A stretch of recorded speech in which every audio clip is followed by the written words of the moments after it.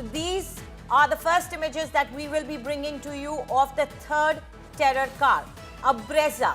Remember, there were 3 cars that were involved in the multiple crimes that were related, which finally led to the blast. The Jammu and Kashmir police are currently investigating this vehicle that has been found parked inside the university itself. The Faridabad police are also present over there.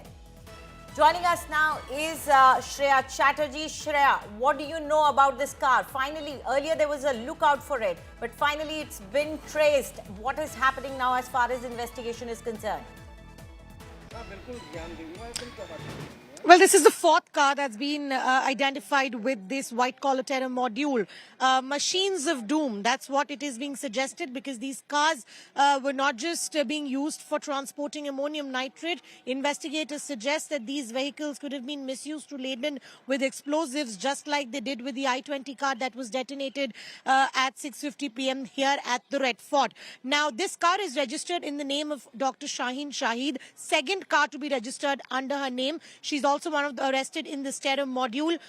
In the first car that was traced to her was a white Swift Desire, which we also, the investigators found an assault rifle, and it was being used by Dr. Muzammil when this was traced down.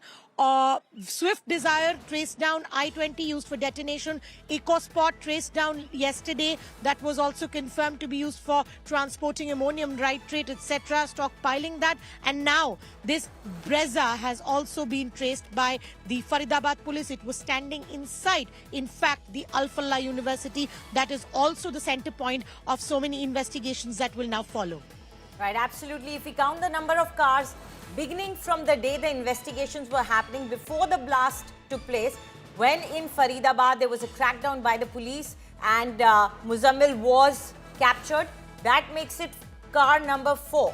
But 3 after the blast that have happened, as Shreya was just telling us. Shreya, do tell us, how does this fit into this entire network? Because, you know, we see a dark web, a nefarious plan that was spread across multiple states, multiple areas, many people, but they are all connected. You know, when you try and get into the nitty-gritties of any terror network, inanimate objects can often bring that down. They cannot tell lies and they give you important clues.